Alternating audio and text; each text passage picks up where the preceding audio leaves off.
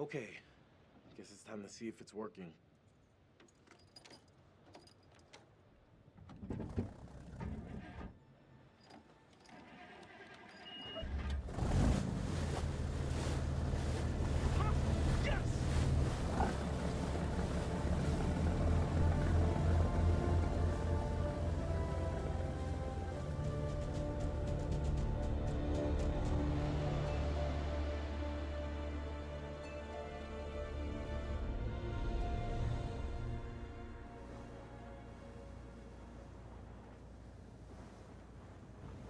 Fucker that took our boat, I thought there was gold.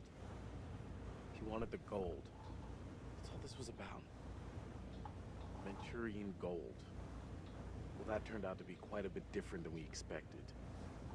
You know, I just keep going over it, and it doesn't make any sense, you know?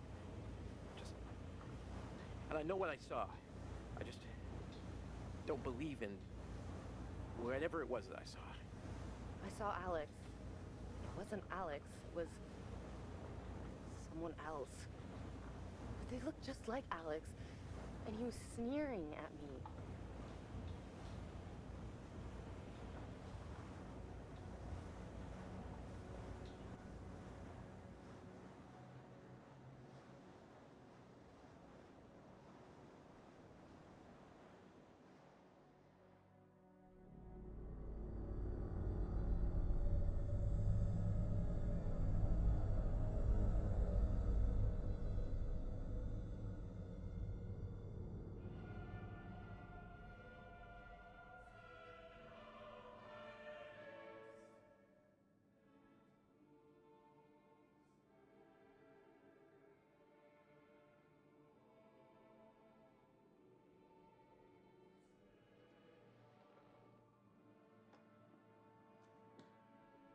That's it.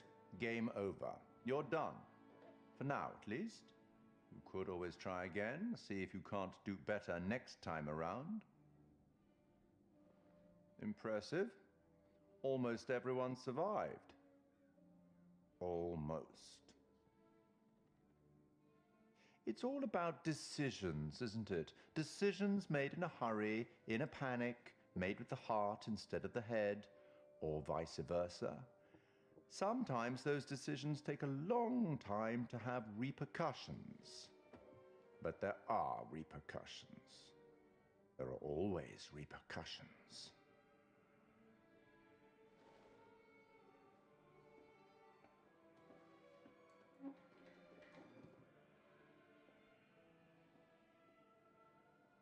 Till we meet again. Maybe in Little Hope, maybe somewhere else. But be certain, we will meet again. It's inevitable.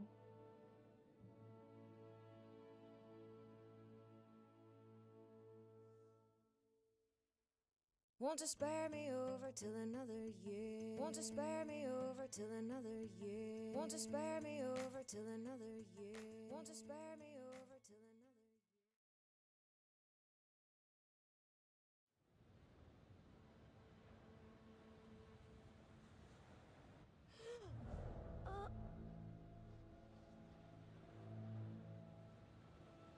Whoa.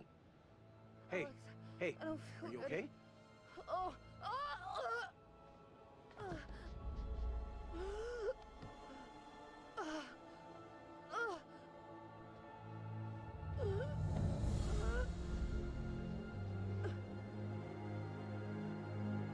Shit, shit!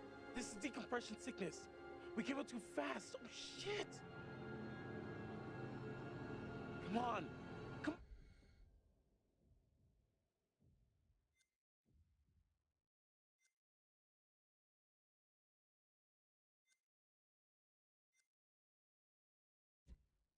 on, come on, Julia! Come on! Come on!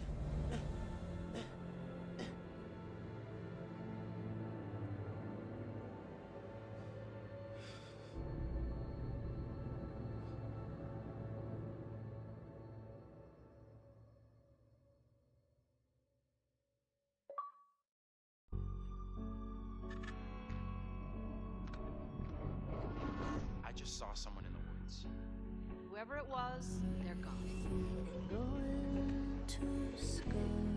Okay, very good. Who's there? I fashioned her with my own hand.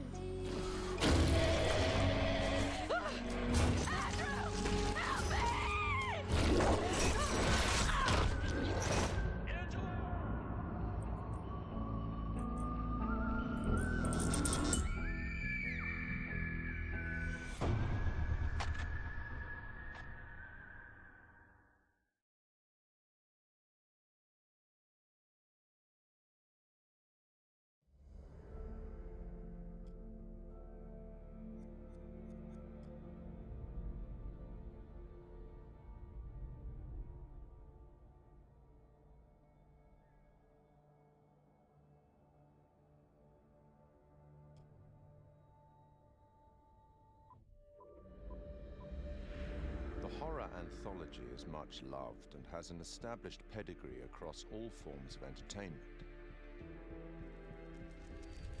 From Twice Told Tales by Nathaniel Hawthorne in 1837 to Clive Barker's Books of Blood in the mid-80s, and with the likes of Blackwood, Poe and Lovecraft in between, short story horror writing has long been a popular format. Largely regarded as the first published horror anthology, Twice Told Tales is a collection of mostly previously published stories from The Token, an annual illustrated gift book published in Boston. The author of Twice Told Tales, Nathaniel Hawthorne, was born on July the 4th, 1804, in Salem, Massachusetts.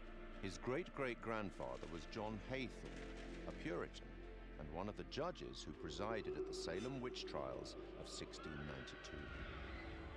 In 1842, Edgar Allan Poe reviewed Twice Told Tales for Graham's magazine, concluding that Hawthorne was a man of indisputable genius. By this time, Poe, also from the state of Massachusetts, had already written his own collection of short stories for publication. This collection, titled Tales of the Grotesque and Arabesque, was published in 2 volumes in 1839. The horror anthology had become a recognized format, and after also writing many short stories for newspapers and magazines, Algernon Blackwood's first publication, The Empty House and Other Ghost Stories, was released in 1906. Blackwood went on to write such classics as The Willows and The Wendigo, which was first published in another anthology, The Lost Valley and Other Stories, in 1910. Fast forward 74 years to 1984 and the first publication of Books of Blood. Each book was a collection of horror stories written by British author Clive Barker, the first of which catapulted Barker to legendary status in horror writing, with Stephen King proclaiming him the future of horror. Several of the stories from Books of Blood have been adapted successfully for film, including Rawhaired Rex and The Midnight Meat Train. Barker adapted The Yattering Jack in 1986 for use in George A. Romero's anthology TV series Tales from the Dark Side. I take it you will remain.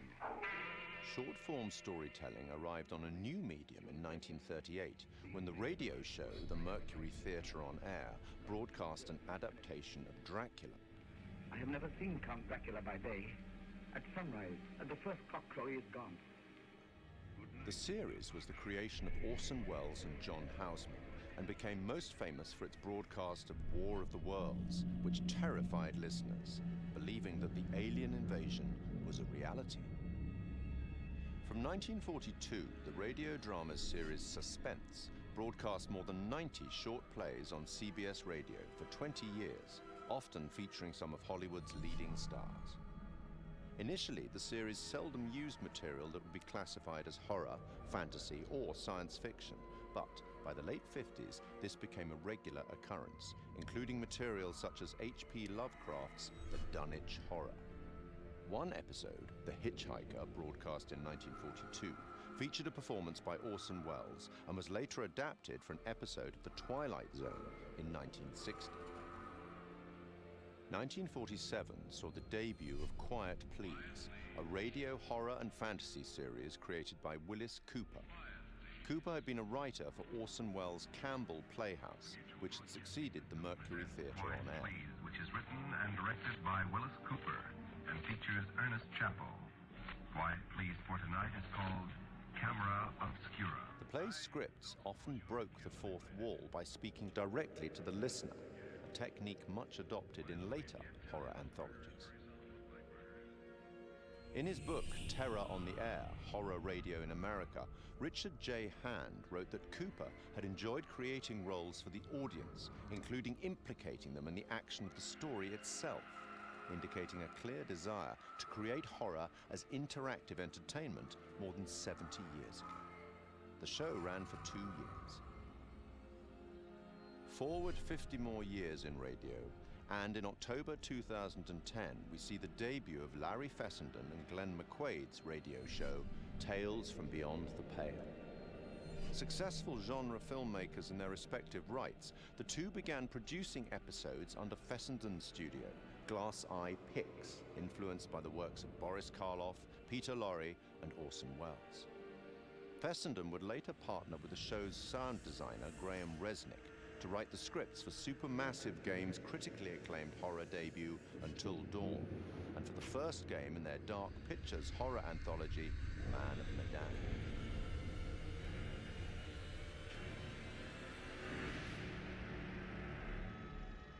In film and TV, short-format horror has been successfully represented many times since The Twilight Zone in 1959. Created and presented by Rod Serling, The Twilight Zone ran for 5 seasons on CBS from 1959 to 1964. Each show was a standalone story featuring characters faced by surreal and often disturbing events. Serling's introductions and conclusions to each show summarized the story and provided some justification for the events and, often, the moral of the story. In 2016, Rolling Stone placed The Twilight Zone at number 7 in its list of the greatest shows of all time. The 1972 film Tales from the Crypt is highly regarded by fans of the genre. Starring Peter Cushing and Joan Collins and featuring Ralph Richardson as the Crypt Keeper, it is an anthology film based on stories from EC Comics, and one of several Amicus horror anthologies produced in that decade. And in 1989, HBO launched a horror anthology series under the same name, also based on EC Comics, which ran until July 1996. 1982 saw the release of Creepshow, a dark comic horror anthology film directed by George A. Romero. Influenced by and a homage to the material from the EC and DC comics of the 1950s, its entirely original material was written by Stephen King, and it is a somewhat tongue-in-cheek expression of the horror genre. 25 years on, and in 2007, Trick or Treat presents another set of horror shorts as a dark comedy horror anthology film. And then, in 2012, a very different anthology film with a very different tone, VHS. Created by Brad Miska and Bloody Disgusting, an American horror genre website and film production company, VHS is a much darker horror anthology film. Comprising 6 short horror stories and linked by a found footage theme, 2 of the stories, Second Honeymoon and Tuesday the 17th, were written and directed by Ty West and Glenn McQuaid. Other examples in film and TV that are more than worthy of mention are Roger Corman's 1962 anthology, Tales of Terror, based on 3 Edgar Allan Poe short stories and featuring Peter Lorre, Vincent Price, and Basil Rathbone. The 1963 Italian horror anthology, Black Sabbath, narrated by Boris Karloff. The TV series Night Gallery, a spiritual successor to, or certainly a close relative of, The Twilight Zone, fronted again by Rod Serling and focusing more directly on horror, which ran from 1969 to 1973. Stephen King's Cat's Eye of 1985. John Carpenter's 1993 film Body Bags, featuring the likes of Sam Raimi, Wes Craven, and Mark Hamill. And Southbound, a 2016 road trip horror anthology by a number of the collaborators on VHS. From written fiction through radio, cinema, and TV, and now video games, horror anthology is a format that both creators and horror fans enjoy. And it's a format that has existed for almost 200 years. Long may it continue.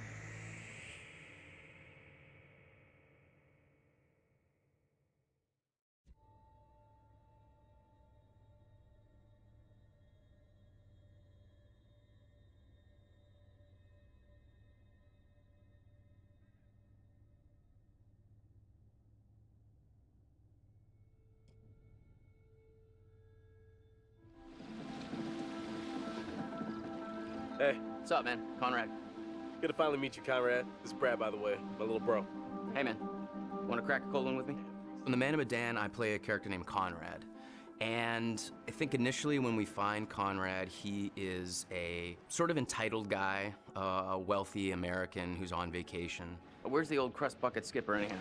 He's an adventurous guy. He lives off the cuff. He does what he wants. I'd invite you to make yourselves at home, but And I think that's kind of fun to play as an actor. He has no censor, he's no filter. So whatever circumstance he's put into, you know exactly how Conrad feels. And so it was kind of fun performance to start out being brash, kind of a silly guy, and just jump in and have fun with that. So is everybody on board and ready to go? You're selling, I'm buying.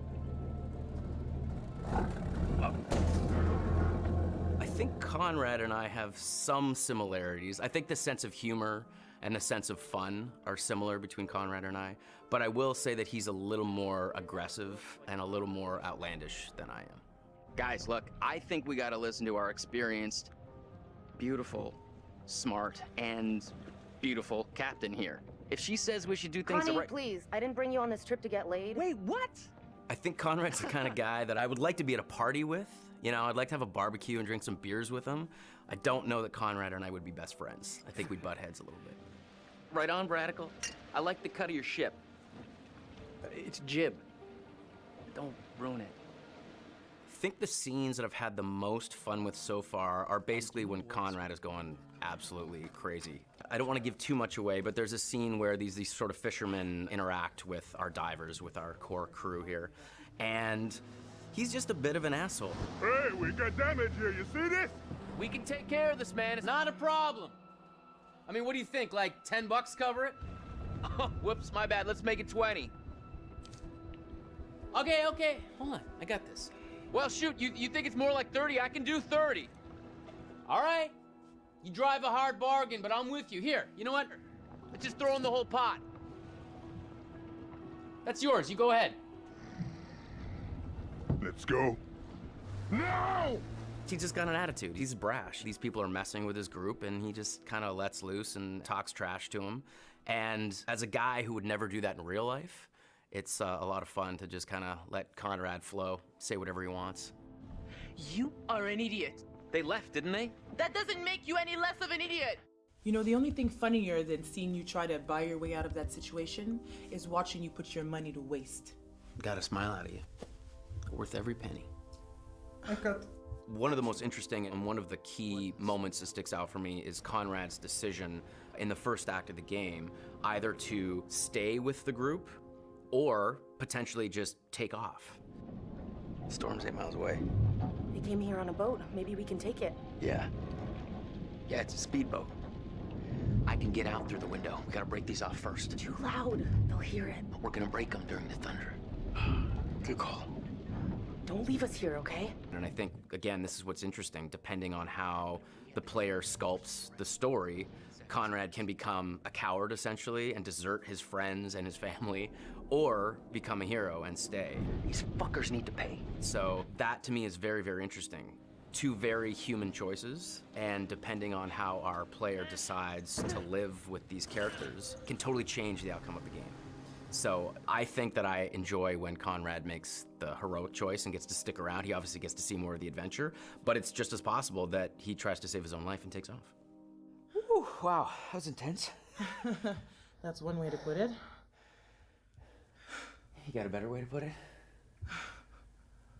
All the characters do have very strong personalities and drives. Leave, leave, leave! I think Conrad is the instigator. Good news, bad news. Bad news? I don't see how this could get any worse. I think he is the one that really starts the confrontation with the fishermen. These are kind of maybe the fishermen I pissed off earlier. Oh, God damn it, Conrad. Great, just great. And the good news? So I think in a lot of ways, Conrad is there to stir the pot and create drama. I recognize them. How is that good news? I thought you were gonna ask the good news first. You're such an idiot, Jesus. Do I prefer playing the good guy or the bad guy? I think that there's fun in both. To be honest, I don't get to play the bad guy as much as I get to play the good guy, so I think I relish those moments where I get to play the darker side of things. But I think every good hero has that balance, has that dark side. I think a good guy who only is doing good things is kind of boring. You just had to piss them off, didn't you? So I think that there's elements of both sides in both characters. And the best villains are the villains that don't think they're doing anything wrong. Their motivation is not like, oh, I'm a mustache-twirling bad guy. It's like, no, they're doing what's right for them. It just happens to be against what most people think is the right thing to do. If I can't shoot them as payback, at least I could give them a nice jab with a sharp knife. Because I'd had some experience working with motion capture and games before, this experience was much easier for me coming right in. I didn't feel like I was jumping into the deep end. What I really like is that all the actors are constantly there all the time. There's the ability to work off each other without the pressure of specific lighting and marks. There's a freedom to that I really, really enjoy. It's been really good. It's been very kind of a free experience as far as like motion capture performance. You got a funny way of saying thank you, Conrad. You're a piece of work, Conrad. I'm not all work, I'm a little play, too. Hashtag wink.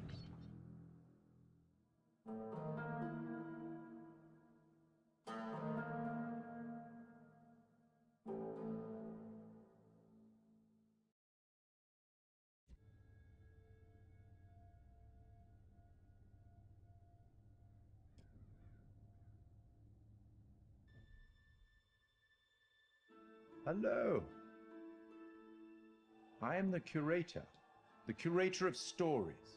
Stories of love and hate, greed and beauty, life and death. Stories such as this one. The curator of the Dark Pictures anthology bridges between the player and the story, being very aware of what they've done, but also much more aware than the player about what's actually going on in the story and what the context is and what the scenario is. What do you think happened to this guy? Now, for the first time, for some reason that he himself doesn't even understand, he's been given the opportunity to talk to somebody, and that somebody is the player. As far as he knows, it's always been him that's done this job and nobody else. And within his library is the story of everybody's life and death. There's even rooms in there that he can't remember ever going in, but he's way too busy to go and explore because there's always another end of life to record and document. Clothes are so important because they provide an insight into the character. They explain where the character's been, they describe where he's going, they suggest motive. We want the audience to perceive him as having everything completely in control. So all of the ideas of his clothes being tailored to his body, it's really important to us. We worked with a costume designer. He did a lot of research into the authenticity of the materials and textures. He provided us with lots of authentic high-resolution reference. He even gave us material swatches. It was really useful for us because looking at the folds, looking at the visual language of cloth, how do they sit on the character? Is it working from a distance? What's the weight of the material? It gave us a really good platform in order to produce high-quality, realistic materials. Giving it that depth. I'm here to record the story you choose to tell. I think that whenever you're dealing with a realistic human acting performance and facial expressions, that part of it is so key to transferring the emotion that you want to over to the player. Just the definition and detail that you need now is quite challenging. But there are repercussions. In terms of cameras, it's quite interesting as well because We've talked a little bit before about how we use skewed angles, upshots, tilts and all that kind of thing to create this feeling of unease and anxiety in the horror moments. And for the curator, it was quite the opposite, actually. He's very much in control and he knows everything about the game you're playing, and he's very much at home in his own environment. So we took the approach to have a lot more flattering shots, a lot more level shots. You look at him at a natural height. You're never like below or above him, and it creates this veneer of control. It's almost like it's very straightforward and he's just delivering you these statements. You see, we each make decisions according to our own moral compass. And of course, he's British. As soon as we'd established that and who he was and what his personality was, our minds went pretty much straight to Pip Torrens to deliver the performance.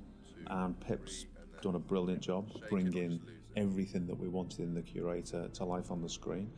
And pretty much everything that we shot was nailed on first take by Pip. But the truth of this story isn't fixed. Far from it. A story can change a great deal when told from a different perspective. One thing that was really important for us with the art direction was to somehow differentiate him from the rest of the game that you're experiencing. And with that, we could make a really interesting contrast, because as the player, you might be experiencing all this horror, all this craziness, and all of a sudden you're taken out to quite a different and quite an unusual place. So that was a really fun thing to play with. We tried to play up on that contrast and really signal to the player that there was a change happening. The curator addresses the player directly. He's quite ambiguous, he's quite mysterious. You're really not sure if he's there to help you or hinder you sometimes. And I wanted that to kind of be reflected in the art. The corridor that he is in at the start of the game, and where you see him a lot of times, we wanted to get this feel of an almost infinite corridor that's got this maze-like feel. It's not a set-out space that you automatically understand as a viewer when you see it. You're not sure how long it goes on, how many paths there are, how much of a maze this corridor is. So to light that, we wanted to get this feel where there's not markers that tell you this is where you are right now in the corridor, you've been here before, just to increase that feeling of not being fully aware of your surroundings and add to the mystery of the scene. And then he goes into his repository, which is a huge vault of books and secrets, with his main desk right in the middle. He's got large windows for light, a skylight above that would also let a lot of light in, a mezzanine floor, a marble fireplace, classical, opulent, sophisticated. The central feature of the repository is the curator's desk. So we researched how that might look and wanted to make it look a big, substantial piece of furniture. We added a lot of scroll work and detail to the front and rear, all of the things that you'd expect, the brass fittings for the drawers. There's quite a lot of detail went into that, and we thought we might